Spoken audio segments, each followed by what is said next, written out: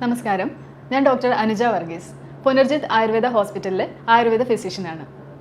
ഇന്ന് നമ്മൾ സംസാരിക്കാൻ പോകുന്ന വിഷയം പൈൽസിനെ കുറിച്ചാണ്. നമ്മുടെ മലാശയത്തിലും മലദ്വാരത്തിലുമൊക്കെ ധാരാളം രക്തക്കുഴലുകളുണ്ട്. പല കാരണങ്ങൾ കൊണ്ട് ഈ രക്തക്കുഴലുകൾക്ക് അമിതമായിട്ടുള്ള സമ്മർദ്ദം വരുമ്പോൾ അവ നീര് വെച്ച് പുറത്തേക്ക് വരുന്ന രോഗാവസ്ഥയാണ് പൈൽസ് എന്ന് വിളിക്കുന്നത്.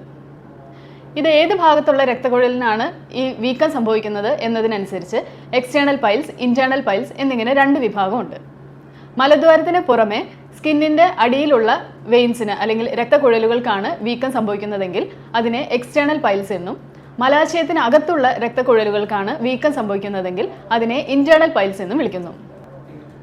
ഇന്റേണൽ പൈൽസ് അതിൻ്റെ തീവ്രത അനുസരിച്ച് 4 ഗ്രേഡുകളായിട്ടാണ് തിരിച്ചിരിക്കുന്നത്. ഫസ്റ്റ് ഗ്രേഡിൽ രക്തക്കുഴലുകൾ വികസിച്ച് അകത്ത് തന്നെയായിരിക്കും നിലനിൽക്കുന്നത്.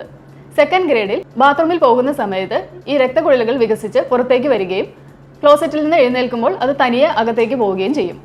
തേർഡ് ഗ്രേഡിൽ ക്ലോസറ്റിൽ ഇരിക്കുന്ന സമയത്ത് വികസിച്ച രക്തക്കുഴലുകൾ പുറത്തേക്ക് വന്നാലും തനിയെ അകത്തേക്ക് കയറി പോകില്ല. നമ്മൾ മാനുവലി കൈകൊണ്ട് അകത്തേക്ക് പ്രസ് ചെയ്ത് കൊടുക്കുമ്പോഴായിരിക്കും അകത്തേക്ക് കയറി പോകുന്നത്. ഫോർത്ത് ഗ്രേഡിൽ ഇത് പൂർണ്ണമായിട്ടും പുറത്തേക്ക് വരും. നമ്മൾ പ്രസ് ചെയ്താലും അകത്തേക്ക് കയറി പോവുകയില്ല. Torol tablets, an Ayurvedic solution for piles.